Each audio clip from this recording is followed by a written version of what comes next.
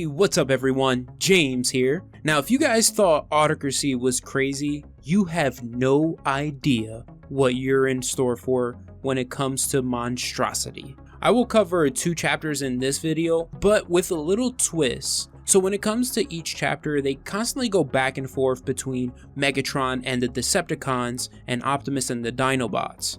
I thought it would be cool to cover Megatron and Decepticons first, and finish up with Optimus and the Dinobots. Eventually their stories will converge, but until then I want to try to avoid going back and forth. I really want to make this story seamless for you all. Now with that explanation out of the way, let's get into Megatron's journey into hell. So remember, we last left off with Megatron being defeated by Optimus Prime. Even though he was able to escape, he didn't leave unscathed. He was heavily damaged. The story takes place sometime after Optimus' Autobots won the battle for Iacon. We go to deep space with Astro Train transporting Scorponok, Starscream, and a damaged unconscious Megatron. Now, this isn't Beast Wars Scorponok, this is original G1 Scorponok, who is dangerous. He first appeared in Marvel's Transformers Headmasters issue 1, which takes place millions of cycles after Optimus and Megatron left Cybertron and continued their war on Earth. Even though they left, the war didn't end on Cybertron. It continued with Scorponok leading his sect of Decepticons,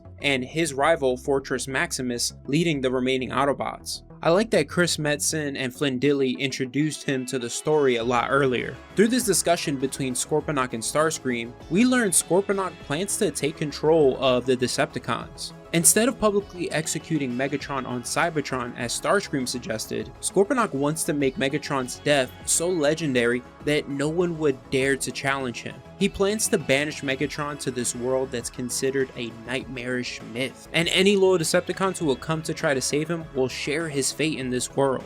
Once they arrive above the planet, Scorponok throws Megatron from orbit to the planet below, called the Death World Junkion. A world filled with junk zombies and scrap-eating monsters. We will learn the history of this world later on in the story, but in the meantime, after Megatron crash lands on the planet, he refuses to just give up. He rises from the crater and says, "I am not dead, but broken, defeated, betrayed, but unconquered. I am Megatron." The junk worlders notice Megatron, and like vultures, they are eager to feast on him. Megatron sees them approach and says, "I am supreme. Let's do this." I want to point out how this is such an amazing parallel to Orion after Megatron betrayed him. He also refused to give up and was reborn as Optimus Prime when he found the matrix of leadership. So we are witnessing Megatron's journey to his own rebirth, and it's incredible. Now back to Megatron facing these junk zombies. We know even a heavily damaged Megatron isn't going down easily. His life as a miner, as a gladiator in the pits of Chaos, and his battle experience have made him super resilient. When these natives of Junkion attack him, Megatron starts taking them out one by one. Now as he is overwhelmed, one of them is able to saw his arm off, but that doesn't stop Megatron. He grips this bot's head and squeezes it. Enraged with one arm, takes out the rest of the bots like that. After the battle, he ends up collapsing. Meanwhile, in Kokular, at Decepticon headquarters, Scorponok announces to the Decepticons that Megatron has fallen and declares himself their new leader. He tells them that Megatron lacked the discipline to bring his dream of unification through control to fruition, and that's why he has punished Megatron by banishing him to Junkion. He asks the Decepticons who dares challenge him, and no one does. At least until the Terrorcons appear. Hungar speaks out against Scorponok, calling him a coward. So for those of you who don't know who the Terrorcons are, they are a subgroup within the Decepticons, whose members consist of 5 animal bots. As we see here, we have Cutthroat, a griffin, Rippersnapper, a land shark, Hungar, a 2-headed dragon, Blot, a mole-like creature, or some people consider him an ogre, and Sinner Twin, who is a 2-headed dog. They first appeared in the Headmaster miniseries working for Scorponok. One thing I want to mention that's so awesome is both in Monstrosity and Primacy, we're going to see more subgroups like this within the Autobots and the Decepticons. Another thing I should mention is if you're like me looking forward to seeing the Transformers Rise of the Beast film, we will see bots named the Terrorcons being led by Scourge as the primary antagonist. Unfortunately, they won't be in their animal forms because set images revealed that they have vehicle alt forms. In all honesty, I think they're just using the Terrorcon name to describe one of the many factions we'll see in the film. So the reason why Hungar views Scorponok as a coward is because he didn't truly defeat Megatron and take leadership from him, just merely banished him. The Decepticons in a way live by the same philosophy as the Necromongers in Chronicles of Riddick: you keep what you kill. Scorponok was just hoping that by banishing Megatron to a nightmarish world and his size and reputation as a gladiator would be more than enough to intimidate and strike fear into any Decepticons who would dare challenge him. However, Hungar makes an excellent point here when he basically says that true Decepticons rule by fear and are not ruled by it. Before the Terrorcons leave, Hungar declares that they will go to Junkion and finish off Megatron, and when they return, they will deal with Scorponok. Back on Junkion, Megatron has awakened and some of his systems are failing him. It's hard for him to focus and block out the pain. Regardless, Megatron is supreme. He says, "This world of wreckage will provide all I require. I am more than the sum of my components. I am the cold hand of vengeance." Megatron uses junk parts and wreckage around him to patch himself up. He rises, wearing mismatched body parts and a new deadly looking arm, saying, "I will show the denizens of this world what hell really is." Now from here, I want to return to Cybertron to the Autobots. In Kaon, we see Strongbox and Nightshift transporting goods to Iacon until suddenly an explosion occurs, knocking them out. The culprits behind the blast are revealed to be the Dinobots. I won't go into a long explanation about the Dinobots, but for those of you who don't know, they first appeared in the original Transformers cartoon. And in the show, they were actually created by the Autobots. Their image was designed by Wheeljack and Ratchet using dinosaur fossils found by Ironhide in a volcanic cave. We just see 3 of the members here: Grimlock, who is the biggest and baddest of them all, in my opinion. On the right, Swoop, and on the left, Slag. Now, initially, this might be confusing for some of you because we last saw them coming to the aid of Optimus during the battle for Iacon, giving us one of the most badass entrances ever. They mention how Swindle tipped them off about this shipment. Now, they've turned to committing crimes like this because they're trying to quickly earn enough credits to get off-world. You may be asking why they are trying to get off-world? That will be revealed in a later chapter. They go through the shipment and see it's half of what Swindle said would be in it. Afterwards, they pay him a visit, threatening to turn him over to the Autobots. But Swindle informs them that Decepticon intel hasn't been the same since the defeat of Megatron. Some of you may remember, last time we saw Swindle, he was actually being used by Zeta to show the Vampire Ribbon's effectiveness in front of the Senate. So I guess he survived when it seemed like he died. Grimlock lets him go, just in case they need him later on, and he says that the longer the Dinobots stay on Cybertron, the more they jeopardize the people of Cybertron. So the situation for them is dire. At Metroplex, we see Optimus Prime holding a grand convocation, which is basically a meeting of representatives of the various factions on Cybertron that are neither Autobots nor Decepticon. This is Optimus Prime's attempt at instituting a democratic form of government, while at the same time trying to unite the various factions and guilds on Cybertron, because as he puts it to the representatives, Cybertron's people need solidarity now more than ever. The main representative, who isn't quick to trust Optimus because of his past history as Zeta's enforcer, is Die Atlas here, who represents the Circle of Light, a group of pacifists who have sworn off any form of war. However, make no mistake, these guys are dangerous when they want to be in a fight. You'll get a glimpse of that in this series. Die Atlas interrupts Optimus, telling him that he won't be exchanging one tyrant for another.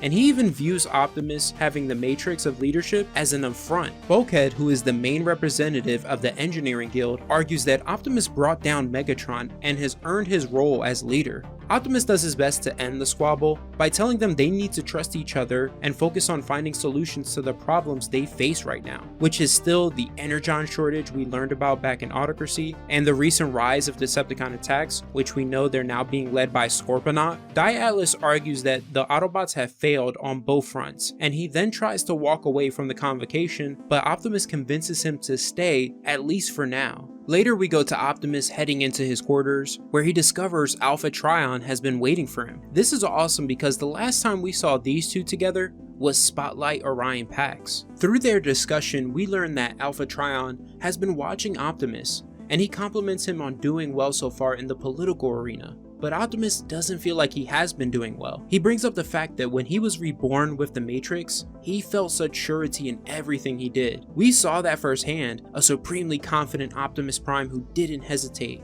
But now that the guidance and influence that came from the Matrix has faded, it's left Optimus to rely on his own instincts. That's what he's having a hard time dealing with. What's also been hard for him was he thought the hard part was defeating Megatron. That after the Autobots took over again, it would be easy uniting the people. However, after the convocation, he realizes he was wrong. Alphatron reassures Optimus by telling him that the convocation was a great idea, since it shares authority with the other factions, and when it comes to the people, he must help them see beyond their divisions. Alphatron also answers Optimus's unspoken question. Is he worthy of the matrix of leadership? And Alphatron says, that is something you must answer for yourself. Sometime later we go to the Rust Bucket with the Dinobots, where Swoop mentions about a job that's higher profile. This eventually leads to an argument between Slag and Grimlock. Swoop stops them from fighting when he mentions what happens to them when they lose control. Remember this because it is important and it has to do with why they want to leave Cybertron. When Grimlock asks Swoop about the job, Swoop explains that the job is a refinery heist, and the buyer is willing to pay triple. Grimlock agrees to do the job. Cycles later, we go to the Terrorcons mega refinery with the Dinobots breaking in. We see Sludge and Slag busting in facing some drone resistance. They're waiting on Snarl to bring in the tanker. No matter how many drones they take out though, they just keep coming. They quickly realize they have to be controlled by someone. When the Sentry Commander reveals himself, Grimlock sneaks up from behind and takes him out. Slag asks Grimlock what they're going to do since Snarl still hasn't revived yet with the tanker. Grimlock just answers, hunker down and prep for a long night. We got fuel to steal. And that's the end of Monstrosity Chapter 1 and 2. What's up, Beyonders? James here, and we are back with Transformers Monstrosity. As we did in the last video, we are starting off with the Decepticons again. So we start off with Megatron traversing Junkion's howling wastes as this ionized acid rain comes down, burning through his plate. Megatron says even the storms in this world can kill. Despite that, Megatron wants to keep moving, but he ends up deciding to wait out the storm in this wrecked starship. As he enters the ship, this voice calls out to him to step into the darkness, and Megatron asks this voice who they are. The voice answers, I am in exile like yourself, a king without a throne. I am called Pentious. Now this is awesome, and here's why. Pentious is a quintessent, specifically a quintessent judge, who is the race's leaders. Their physical characteristics consist of 5 rotating faces, representing different aspects of their race. So you have Pentious' current face representing death. The other 4 faces have different meanings depending on who you ask. So we have the face of wrath or rage. You have the war face, or some people will say the smiling face, the face of wisdom, and the last one is the face of judgment. Others will say doubt, but I think judgment is more fitting because it's more in line with the nature of what quintessent judges do. It's no surprise we are seeing one of their kind in this story because Flint Dille, who co-wrote the Autocracy Trilogy, was a story consultant on the Transformers 1986 film, where they made their first appearance. Pentious tells Megatron that he's been trapped on Junkion for hundreds of years within his starship's wreckage, and claims he knew he would come. He tries to warn him that the way off Junkion is dark and twisted, but Megatron says, I fear nothing. Pentious replies as he switches to the face of wrath. Perhaps, but to survive this monstrous world, you must become monstrous yourself. From there, we return to Kokular, shortly after Scorponok took control of the Decepticons. Through his discussion with Starscream, we learn that they're aware that Optimus formed a convocation with the various faction leaders, and that it really didn't go well. They also know the convocation's plans to restore Energon to the Taurus states. Starscream wonders though where they would get more Energon since Zeta and his Vampire weapons drain the emergency reserves. This is when Scorponok reveals to him his plans to steal the Energon from the Terrorcons mega refinery that holds 8 billion megaliters of refined Energon. Now, they're not aware that the Dinobots are currently stealing from the facility, but Scorponok's plans are not just to steal it, it's a lot worse. He wants to throw the global Energon production into all-out chaos. because that will make the convocation tear itself apart over the scraps, leaving Optimus and the Autobots easy prey. Back at Junkion, Megatron surmises that the planet must have a spaceport. Pentheus, having studied the schematics of the planet, informs Megatron that the Pillar of Rust, a massive mound of wrecked ships and waste, may hold the answer, but the only safe passage is through the eye of the acid rainstorm. Megatron asks why anyone would travel to this forsaken world. Pentheus explains it's to hunt, to be tested. Everything about Junkion is cruel. It's a place of terrible purity where only the strong and unmerciful can survive. He tells Megatron he must face its challenge or be devoured by it. I love this so much. I love this journey Megatron is on, but I want to mention that there is much more than meets the eye here. Yeah, I said it. We'll learn what that is eventually, but in the meantime, Megatron frees Pentheus and then wraps a chain around him. He tells him he will be his slave and guide him to the Pillar of Rust. Later they reach the corroded shore, an acid sea that lies between them and the Pillar of Rust. Pentheus urges him to proceed cautiously because the acid sea can eat through anything, but Megatron fears nothing. He reminds Pentheus of the chain around him, and if he should fall, so will he. As they begin to cross, Pentheus warns him something stirs in the sea, and boom, the Sharkticons come leaping out of the sea and pull Megatron in. Now, Pentheus doesn't get pulled in because Megatron released his grip. The Sharkticons are pretty cool. They are bots with a head and teeth resembling a shark with a round body and a spiked mace tail. Now, they are called the Sharkticons, but they act more like piranhas. A group of them will swarm their prey and tear it apart. Moments later, we see Megatron rise out of the acid sea with one of the Sharkticons' spiked mace tails in hand, bashing one of them with it and tearing another with his bare hands. But he's eventually overwhelmed by them and pulled back into the sea. From here, we go to the Dinobots at the Terrorcons mega refinery. Snarl at some point finally arrived with a fuel tanker. Slag mentions to Swoop that it's now at capacity, and how if they really were criminals, they could live like kings off this score. However, Swoop reminds him that they really wouldn't be able to because they'll cause serious damage if they snap. We'll see what that looks like pretty soon. It's coming. Grimlock interrupts their conversation, basically telling them to shut up and keep working. He and Slag go at it again, which leads to Slag storming off. Now I want to quickly transition from the Dinobots to Optimus Prime, who we see is meeting with Die Atlas at the Autobot sparring arena.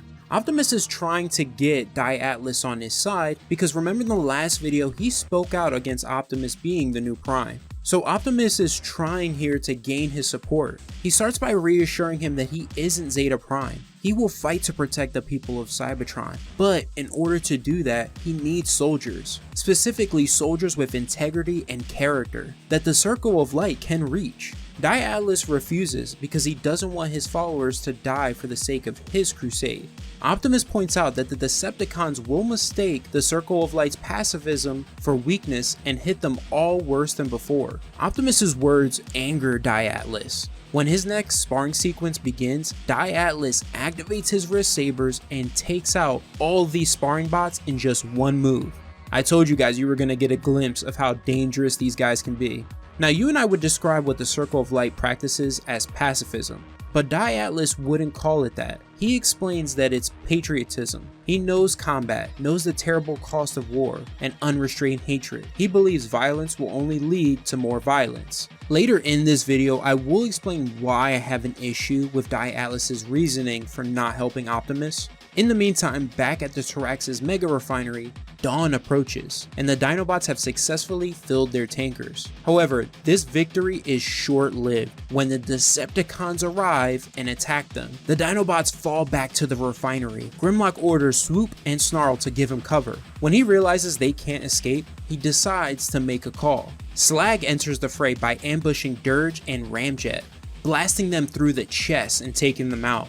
Scorponok approaches, telling Grimlock and the Dinobots that they have gone from pit champions to street thugs, that they should have run when they had the chance. Grimlock informs him if they left, they would have missed him and the Decepticons get their butt kicked. When Scorponok says it's ridiculous that Grimlock believes he and the Dinobots can take them, Grimlock reveals he wasn't talking about the Dinobots, he was talking about the Autobots. We then see Skylynx flying in, roaring. Once he lands, he unloads the Autobots. Optimus leads the charge and yells, "Decepticons, surrender and prepare to be taken into custody." Ironhide, Bumblebee, Ratchet, Ultra Magnus, and surprisingly, Atlas are by his side. As the battle between Autobots and Decepticons begins, Grimlock orders the Dinobots to fall back into the refinery. An enraged Scorponok, wanting to get revenge on Grimlock, orders Starscream and the Seekers to hold their position and keep the Autobots distracted until Tankor is done fueling. Optimus notices this, so he orders Ironhide to secure the area and asks Atlas to help him apprehend the terrorists. Atlas, of course, refuses, stating that he's here to observe and see the cost of Optimus's war. It's here I want to bring up my issue with Atlas.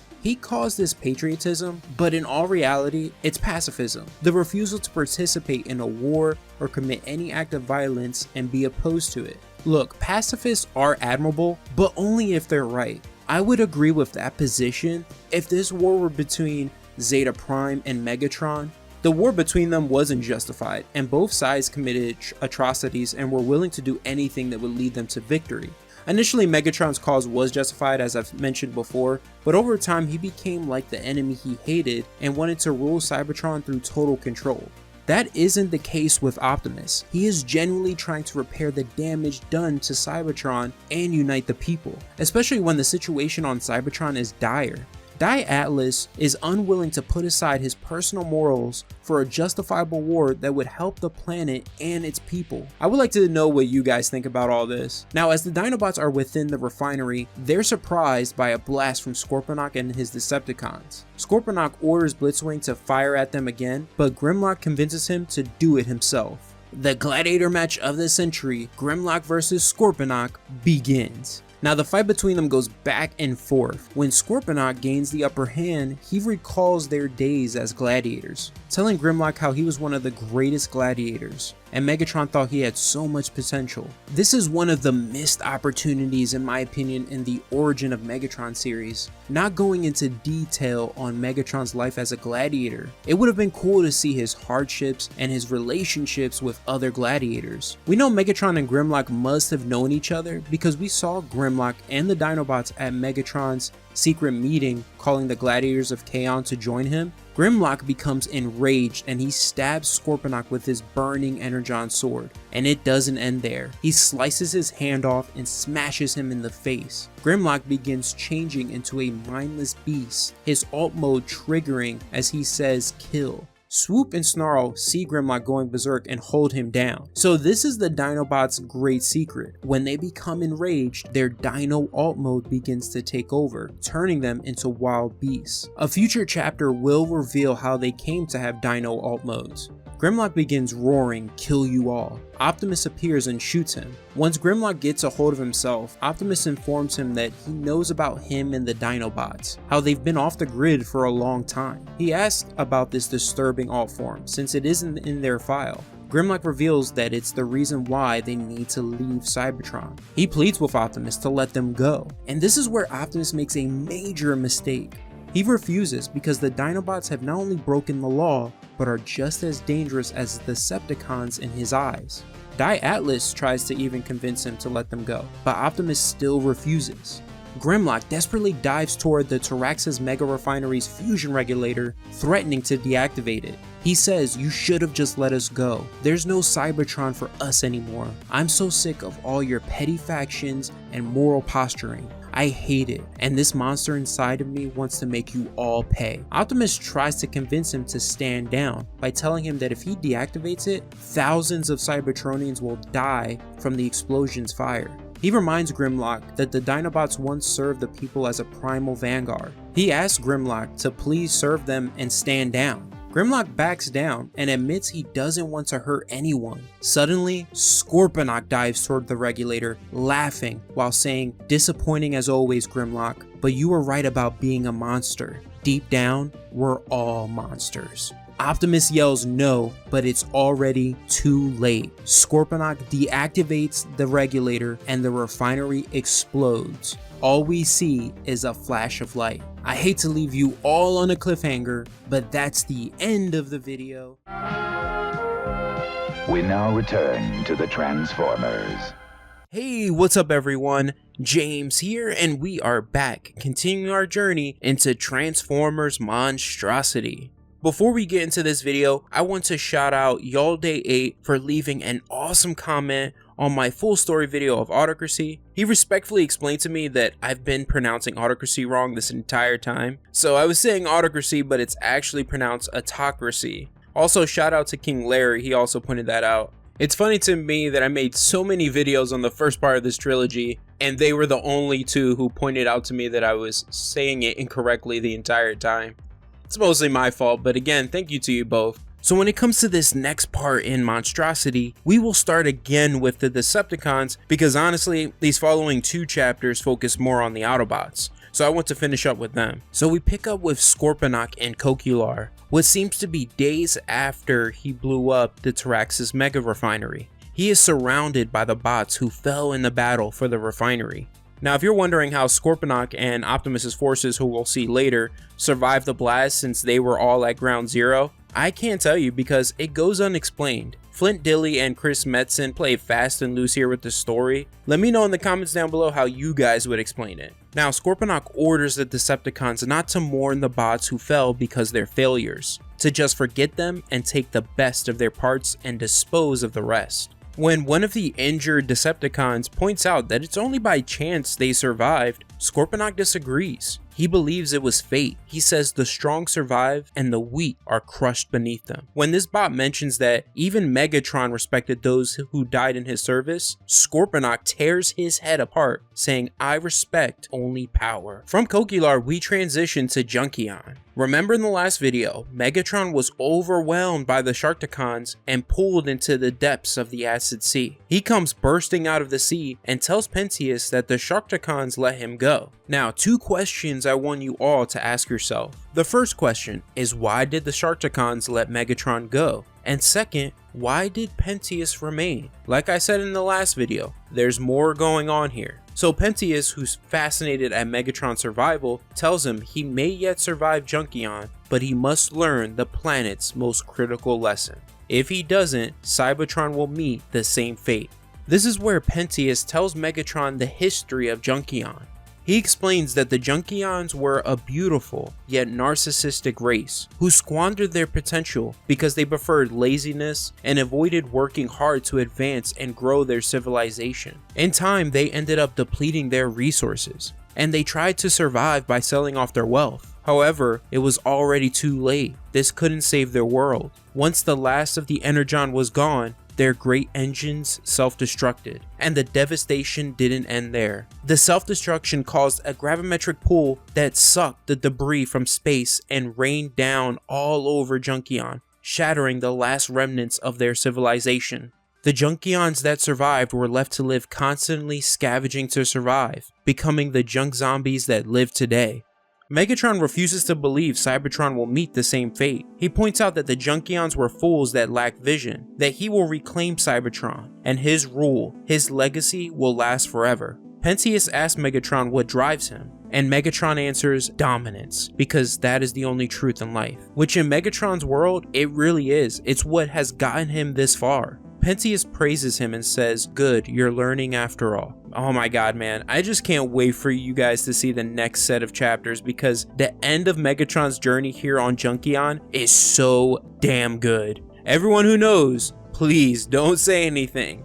Oh man. Okay, so from here I want to go to the Autobots. Blaster is reporting on the explosion at the Terrorcons mega refinery. The report he's broadcasting claims Optimus responded to a Decepticon attack and engaged a small group of unaligned mercenaries. So Optimus is protecting the Dinobots, keeping their identity out of the media. Blaster mentions that Optimus talked down this unidentified mercenary leader from exploding the facility, but then the new Decepticon leader Scorponok triggered the core's meltdown of the facility, and the explosion killed thousands in the surrounding area and destroyed one of the last sources of Energon. At Metroplex, Optimus is holding a funeral for the missing people and presumed dead. In his eulogy, Optimus remembers those lost, but also says to the leaders of the various factions that they can't be divided anymore and need to unite, to remember their oath to lead the people of Cybertron even when times are darkest.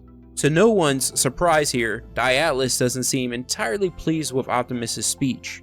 Later, he visits Optimus at his quarters, and Optimus admits that he feels like everything is falling apart and blames himself. I will give Die Atlas credit here, he does try to reassure Optimus. He points out that though he carries the matrix of leadership, he still has his limits. However, when Optimus states that he will protect the people, Die Atlas tells him he cannot protect them from the Energon shortage. He's already failed to protect them, and that the only choice left for the people of Cybertron is to leave.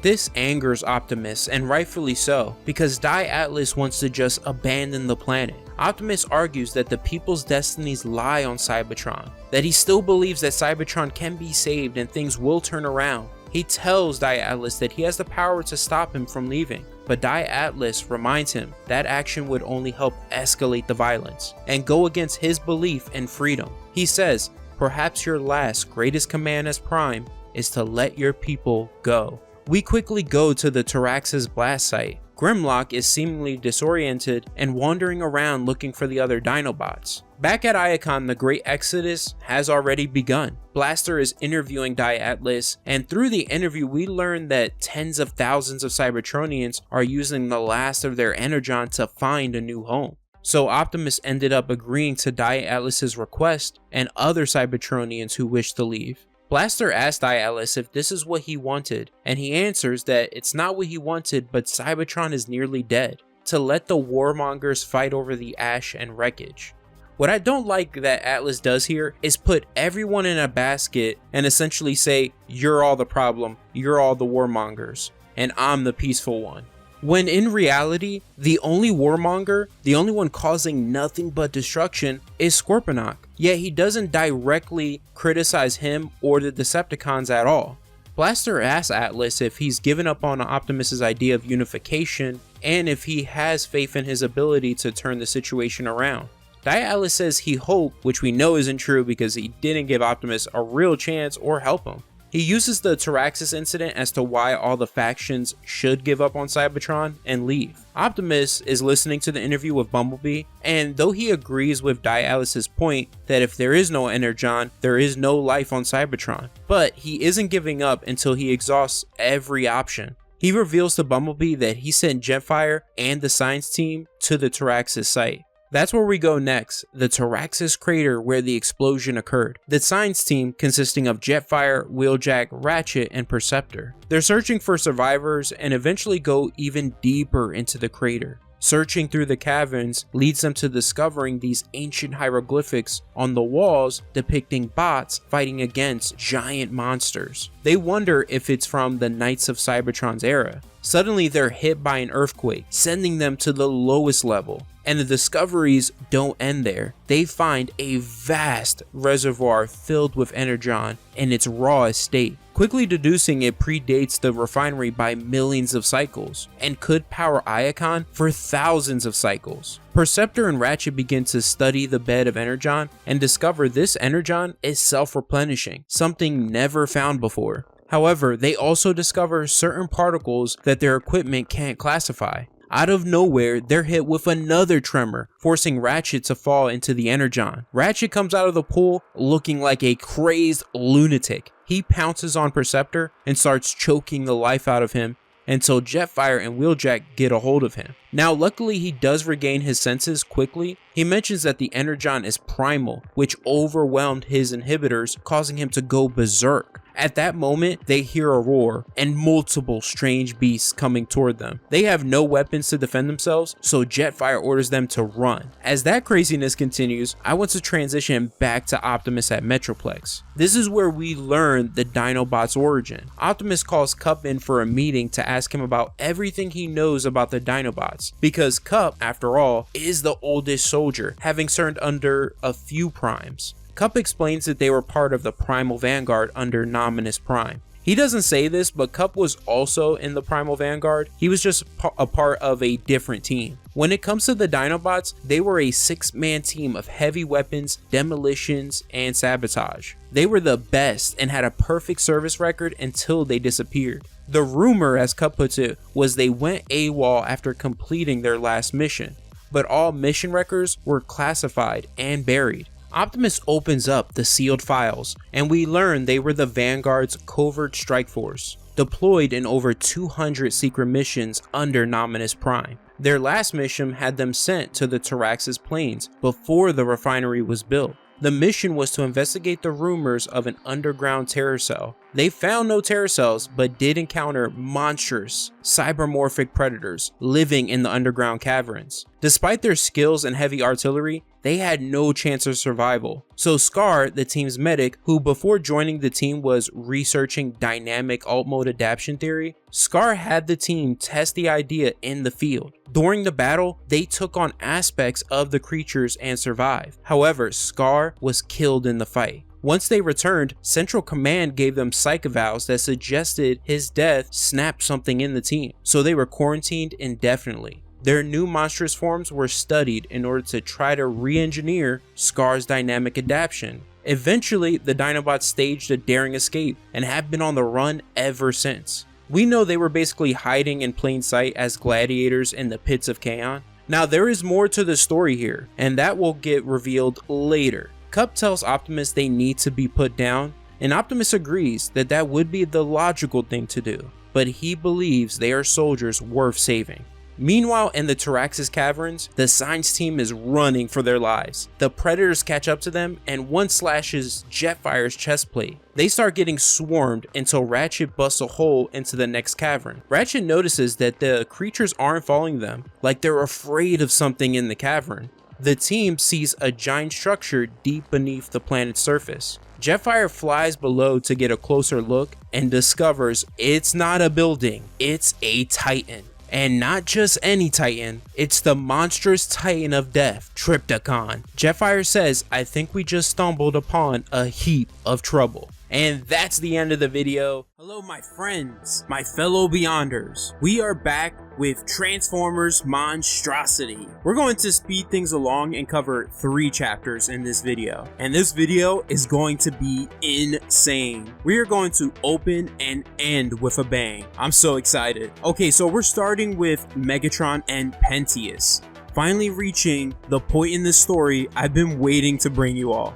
God, I'm so excited. They reach the Pillar of Rust. However, Megatron realizes there's no trace of any functional ships or evidence of other travelers. Initially, he believes Pentious lied to him, but Pentious advises him to be patient, that he's meant to be at this moment because destiny is at his side and it comes to embrace him. At that moment, a ship enters the planet's atmosphere. As the ship lands, Pentious asks Megatron how he will take the vessel since his energon is nearly depleted. Megatron admits that that's the case, but he doesn't care. He just charges toward the ship, going in for a full frontal surprise attack. But he stops in his tracks when he is surprised to see the Terrorcons disembark. Hungar greets Megatron, saying, "We've come a long way to end you. For your failure of leadership, your weakness, for all time's sake, we'll give you a head start." I love Megatron's response. He replies, "You're making a colossal mistake." So just to put things in perspective for you guys, we have Megatron, who was already severely damaged from his fight with Optimus back at Iacon, from Scorponok's betrayal being thrown into Junkion's orbit, and his battle with the Junk Zombies. Afterward, he was luckily able to patch himself up with some scraps, but then he had to traverse the hellscape of Junkion and battle the Sharticons. Despite that, even when the odds are heavily stacked against him, you never, ever count the mighty Megatron out. The Terrorcons begin to encircle him, debating on who gets first blood. Rippersnapper demands to get the first fight. He charges toward Megatron, who meets him with a boot to the face. Wasting no time, Megatron grabs Cutthroat and slams his body into block. 3 down, 2 left. Cinder Twin leaps onto Megatron's back, taking a bite out of him. And the blow seems to be fatal, but Pentious pushes Megatron at this moment. He says, "Death is upon you, your strength is fading, and your energon bleeds from your circuits. Will you let these traitors defeat you? Is this all that remains of your indomitable will?" Megatron roars and rips one of the heads of Cinder Twin. Just when he regains the upper hand, Hungar enters the fray. wrapping his jaws around Megatron's torso. Pentius taunts Megatron as he's getting tossed around by Hungar like a rag doll. He says, "You're cornered and depleted and cannot match his power and fury." Megatron in rage yells, "Shut up, damn you!" He knocks Hungar back, and Pentius continues to taunt him, saying, "The beast will recover to have come so far and have such a disgraceful death." What happens next is why Megatron is the mighty Megatron, why he's so freaking awesome, why he's one of my favorites. Alright, so sorry, I'm so excited. Megatron replies, "Pentius, you can still be of service to me." He rips Pentius apart and takes his spark, while saying, "Your vile spark will provide me all the power I need." He combines Pentius' spark with his own, and Pentius' last words to him are, "At last, the student becomes the master. You have truly become monstrous." At that moment, Hungar rises and roars, "I'll feast on your servos." With the power from Pentius' spark, Megatron claps back, transforming into his alt mode, and says, "You'll feast on my alt mode," and blasts a hole into Hungar's chest. God, this moment is incredible. Megatron, standing victorious over Hungar's body, asks him who does he serve, and Hungar answers Lord Megatron. He tells Megatron he doesn't deserve to live and begs him to end him. Megatron agrees, but instead of ending him, he offers Hungar and the rest of the Terrorcons an opportunity to serve him again. Hungar informs him of Scorponok's reign over the Decepticons, and Megatron only says, "Scorponok's reign will be short-lived. Gather your warriors, I have a world to get back to and a throne to reclaim." You cannot tell me that wasn't awesome. Okay, so from there, we're going to transition to the Autobots. Jetfire is reporting his discovery of the Tainted Energon and the Titan Trypticon beneath the Terraxis crater to Optimus. Though the Energon is tainted, it can be refined to save the planet. And what's interesting here is that Jetfire did more research and found that the Knights of Cybertron were the ones who sealed Trypticon there long ago. The problem Optimus is facing though is he can't gather or refine the Energon without waking the Dragon Titan. So the only choices are to find a way to contain it or destroy it. Optimus orders the science team to find a way because they're running out of time. Later we go to the radiation wastes at Terraxis. Kup is searching for the Dinobots, telling them that they no longer need to hide, that Optimus is different from all the other primes before him. Grimlock reveals himself, but is hesitant to trust any prime. Kup eventually convinces Grimlock, but he doesn't want to leave without the rest of the Dinobots. At that moment, the rest of the Dinobots appear, revealing that they survived the blast. They agree with Kup that maybe Optimus is different and tell Grimlock that they don't want to run anymore and that Scorponok has to answer for his actions. A few cycles later, we head to the Iacon Stars Reach spaceport. Prowl's security unit is helping keep the Exodus moving forward. Blaster is interviewing the people's experiences so far, trying to leave the planet. Let's just say the people aren't happy at all. One of the bots Blaster interviews mentions how wealthy bots have been able to get through the line quickly, while others who don't have enough credits have been stuck in line for days, implying that the wealthy bots are paying their way to get ahead of the line, which I can easily see happening under Prowl's nose. Another bot Blaster interviews is spouting that Die Atlas was right about the Prime's corruption and accuses Optimus of secretly keeping the lines moving slowly in order to keep the people on Cybertron. This is yet another issue I have with Die Atlas, because the public statements he's made and the interview he had with Blaster in the last video has effectively spread a message that isn't entirely true. He knows Optimus is different from the primes before him, yet he's willing to paint him or let the people paint him in a negative light in order to better fit his narrative that Cybertron is over and that everyone should leave. Now, from Kokular, Scorponok and Starscream are watching Blaster's broadcast. Scorponok despises and views all those leaving the planet as weaklings. Starscream defends them, explaining that most of the Energon reserves are now gone after Scorponok blew a hole in the side of the planet. Even he is unsure what's left for them on Cybertron. Conquering a world that will eventually become lifeless won't mean anything. This is where Scorponok reveals to Starscream the Cybertron he wishes to create. And this harkens back to chapter 5 when he said the strong survive and the weak are crushed beneath them. Under Scorponok's rule, Cybertron will be transformed into a tremendous gladiatory arena. Similar to Mongol's War World in DC, this will be social Darwinism at its finest. Survival of the fittest, where the bots left on Cybertron will be stripped of everything and have to fight to survive. Scorponok says the strong will rise and the weak will be slaughtered. At Metroplex, a convocation is being held. Dille announces his resignation from the convocation and informs them of his plans to lead the Circle of Light to a new world where they will establish their own stronghold. He invites all of the factions in the convocation to join them if they give up their warmongering ways. Dille is just coming across as high and mighty, and I like that Bulkhead calls him out and mentions that most bots can't afford or don't have the means to leave Cybertron. So if all the factions were to leave, those left behind wouldn't stand a chance if the government's administration shut down. That's significant, and quite frankly, that's something I never thought about. Optimus reminds Atlas of the newly discovered raw energon, but it still hasn't changed anything in Atlas's mind, since it is tainted energon. Prowl interrupts the convocation, informing Optimus of a riot at the spaceport. Optimus orders all officers to converge at the spaceport, and Atlas tells Optimus to stand down and let the riot burn out, arguing armed officers showing up will cause a greater panic.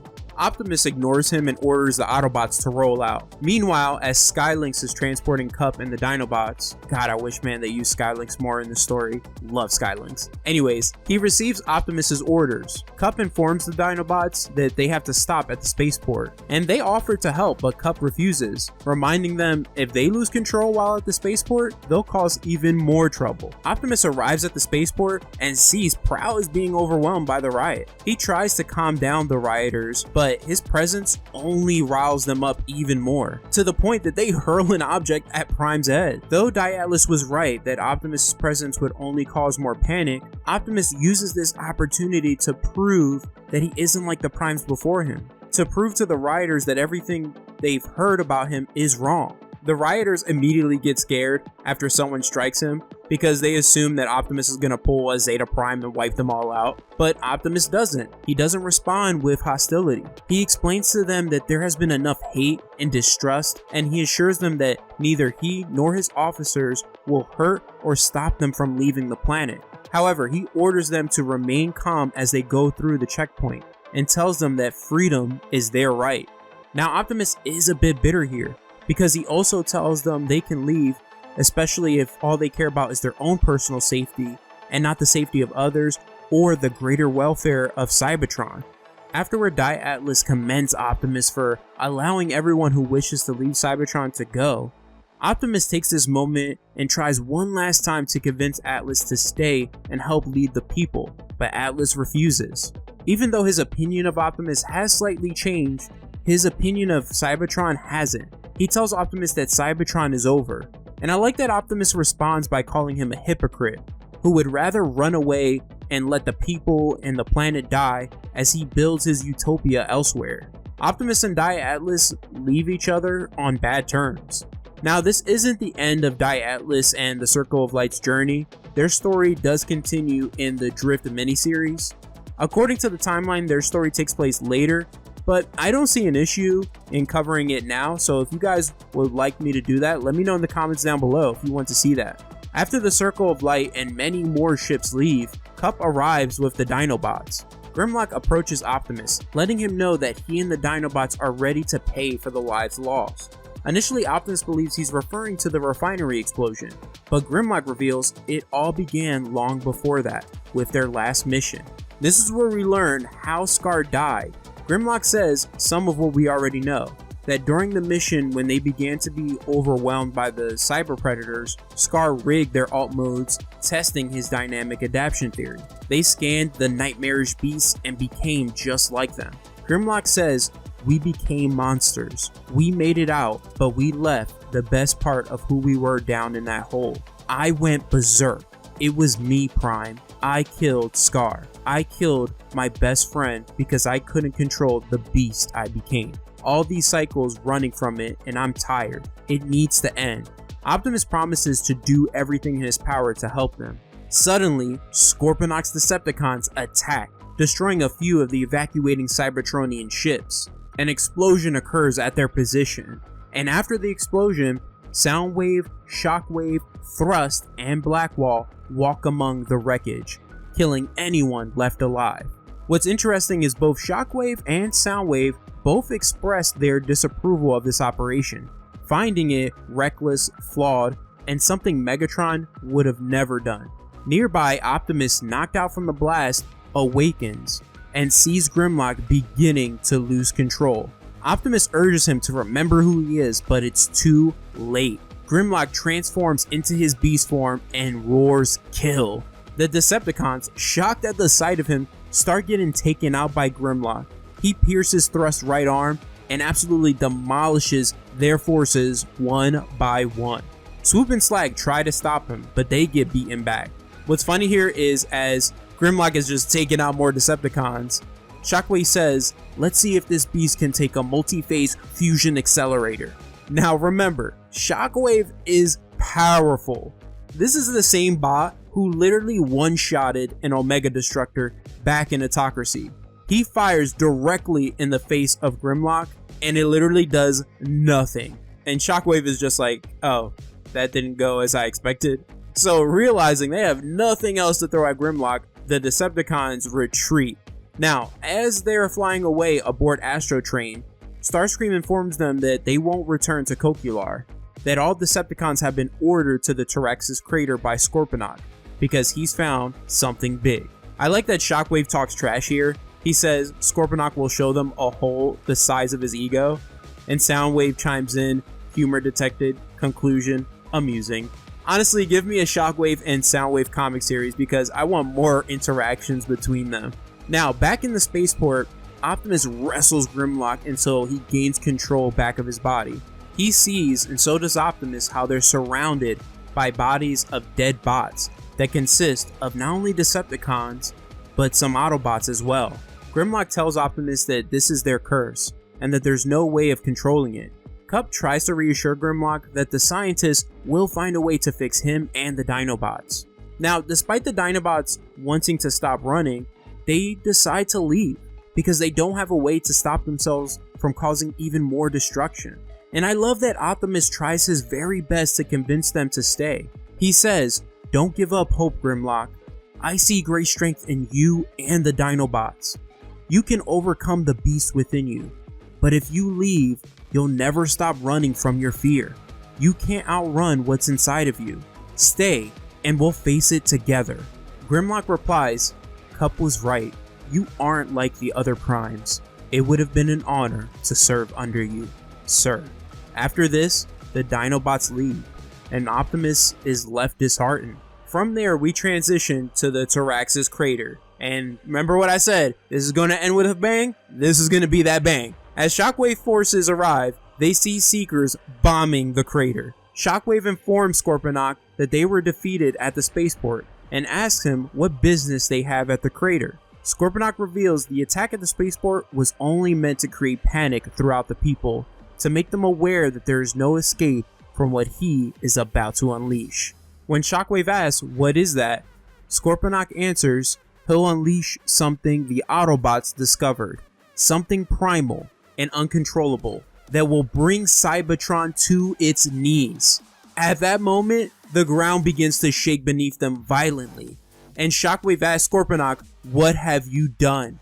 Scorponok replies, "I have broken the locks, released the chains, and awakened a terrible wrath that this world has never seen. You will witness the dawn of the new age. Survival of the fittest. The pure world Megatron envisioned could never have been won through political control or subversion.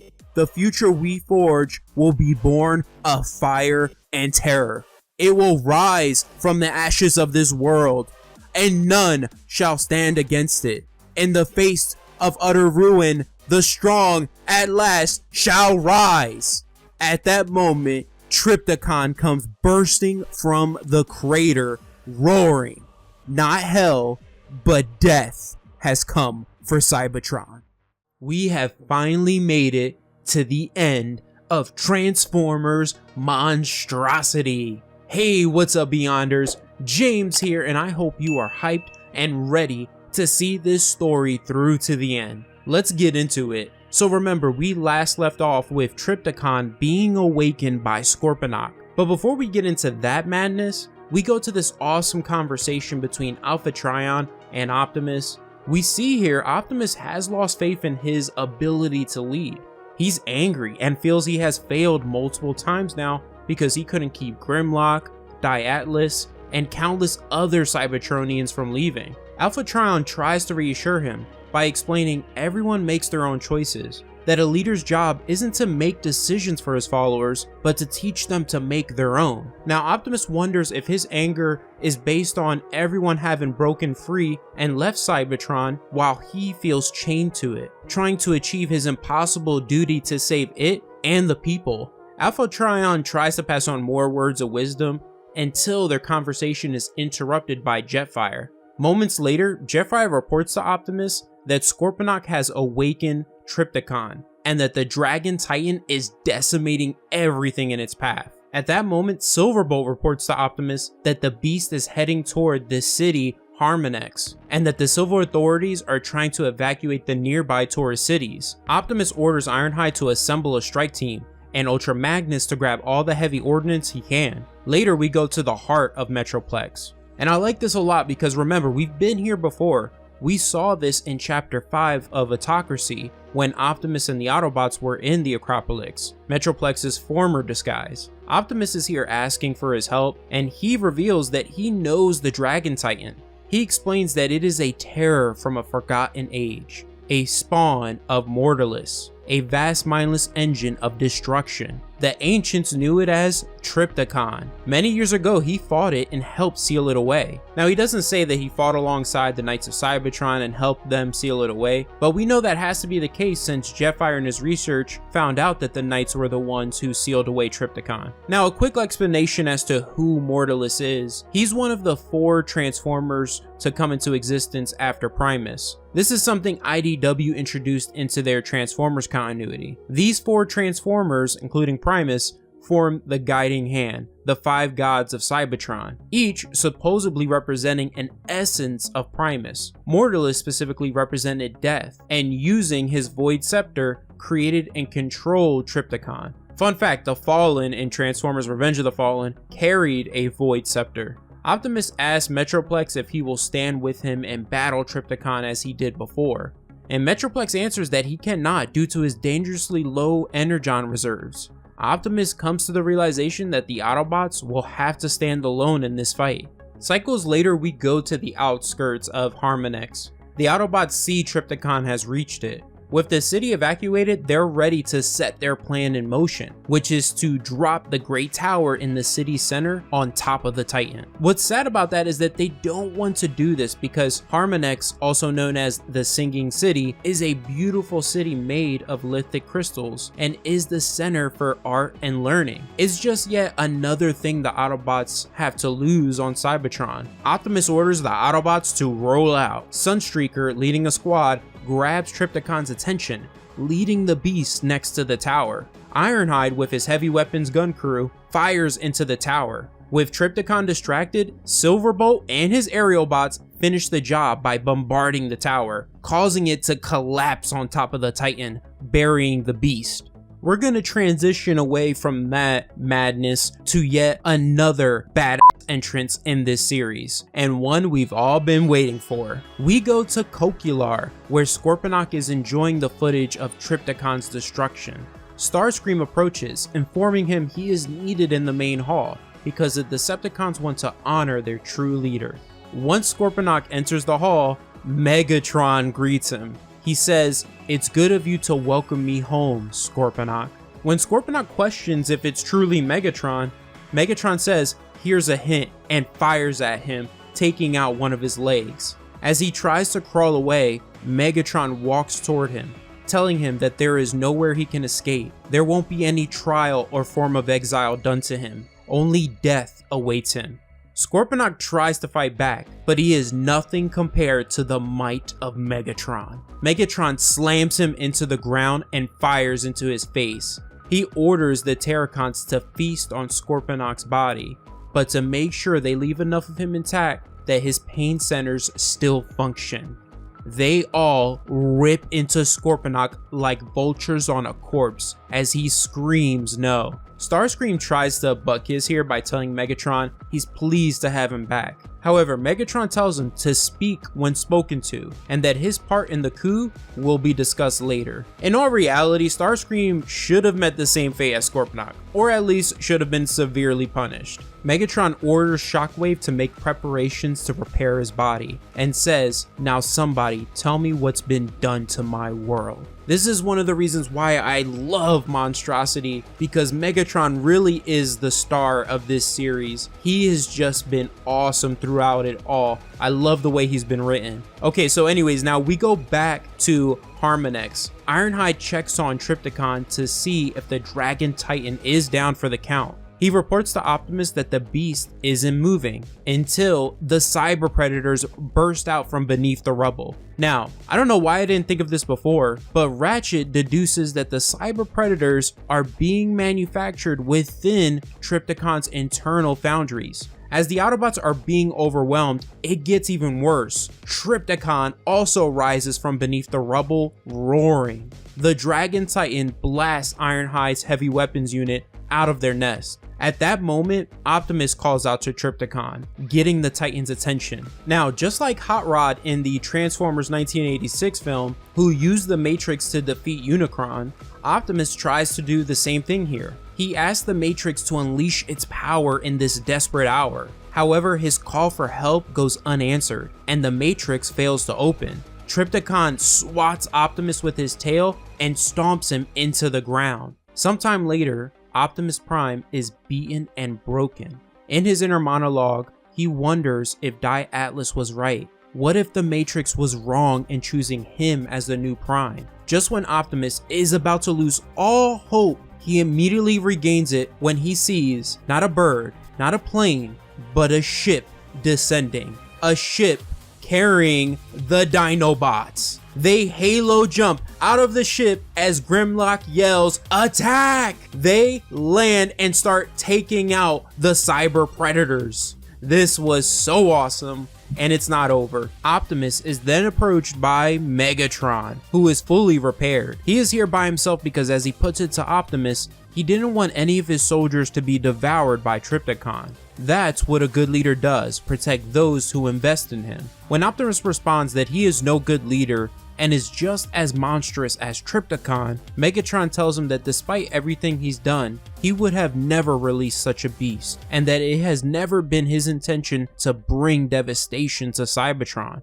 Remember this, because it is important and will come back into play in the next series. He says, "I should kill you now for the second time, no less. But I want you to watch as I stand against this monstrosity and do what you could never do." Suddenly, Grimlock tackles him from behind while saying, "You always did talk too much." Now, as the two former gladiators of Kaon battle it out, Optimus reminds Grimlock not to forget who he is, trying to make sure that Grimlock doesn't lose himself to the beast inside him again. But before he can say anything else, he suddenly collapses. Grimlock and Megatron, both distracted, end up getting eaten by Trypticon. Inside Trypticon, Grimlock wants to continue the fight with Megatron, but when they both realize Trypticon's cyber predators have him surrounded, they agree to work together for now. However, Grimlock promises Megatron once they're done, he'll end him, which is awesome. Grimlock and Megatron battle the nightmarish creatures until the beasts force them to fall even deeper within Trypticon. Outside, the Autobots notice that Trypticon is heading towards Iacon next.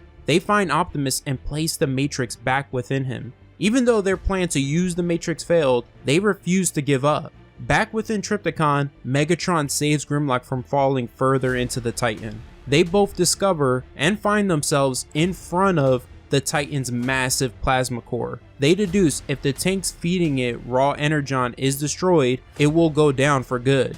Their plan is Grimlock will destroy the tanks since he has experience with the raw volatile energon, while Megatron covers him and deals with the cyber predators. Outside, Ultra Magnus suggests they withdraw and worry about Iacon. Bumblebee disagrees and thinks they should focus on the cyber predators. When he's about to get attacked by one, Slag saves him. The Dinobots approach and inform the Autobots that their weapons won't do anything to Trypticon, but the beast can be killed from the inside. Their only hope is Grimlock, who is still fighting inside. Within Trypticon, Grimlock is desperately trying to destroy all of its tanks, while Megatron covers him. The raw energon begins to overwhelm him, and the beast inside begins to take over.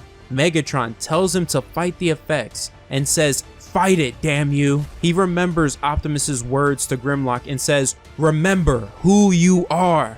At that moment, Grimlock roars and says, "I am Grimlock!" He slashes the final tank and it explodes. The Dragon Titan falls. Afterwards, the Autobots celebrate the victory until Megatron approaches. He tells them that they put too much faith in the Matrix instead of real strength, that Optimus learned that lesson the hard way, and if he falls, they're nothing without him. Ultra Magnus declares he is under arrest, but Megatron just snickers because his Decepticons have arrived. The Autobots are outnumbered and outgunned. Now, they could have been wiped out here and now. Instead, Megatron allows them to leave in honor of what they fought for today, but does inform them he will take possession of Trypticon. Ironhide points his blaster at him and refuses to allow Megatron to have the Titan. Grimlock appears and tells Ironhide without the volatile energon, Trypticon is nothing but a heap of scrap. Megatron reminds Grimlock of his promise to end him, but Grimlock tells him he'll decide when and where they'll settle the score. As the Autobots depart, Skywarp asks Megatron if they should kill the Autobots here and now.